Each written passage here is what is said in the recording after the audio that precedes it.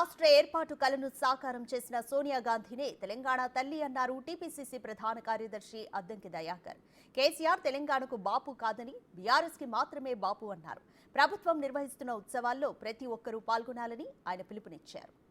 ఏళ్ల తరబడి కొట్లాటకు పరిష్కారం ఇచ్చిన తల్లిగా సోనియా గాంధీ గారిని యావత్ భారతదేశం ఈరోజు గుర్తించింది. మేమందరం కూడా తెలంగాణ తల్లిగా సోనియా గాంధీ గారిని ఈరోజు చూస్తున్నాం. అది అసెంబ్లీ సాక్షిగా కేసీఆర్ గారు కూడా మాట్లాడారు. ఏదో రాజకీయంగా పోటాపోటీ కొరకు తెలంగాణ బాపుగా కేసీఆర్ గారిని అభివర్ణించడం అంటే అది తెలంగాణ సమాజాన్ని అవమానపరచడం ఒక రకంగా.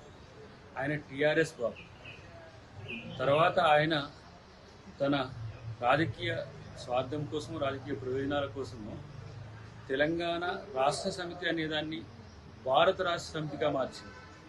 ఆ రోజు తెలుగుదేశం నుంచి తన రాజకీయ అస్తిత్వం కోసం టీఆర్ఎస్ పార్టీ ఏర్పాటు చేసుకొని టీఆర్ఎస్తో తెలంగాణ ముఖ్యమంత్రి అయి తెలంగాణ అయిపోయినాక భారత రాష్ట్రానికి ఆయన ప్రధానమంత్రి కావాలన్నట్టుగా భారత రాష్ట్ర సమితి అని చెప్పి ఇప్పుడు మళ్ళీ తెలంగాణ అని చెప్పి సెంటిమెంట్ రగిల్చడానికి ఏదో ప్రయత్నాలు చేస్తుంది.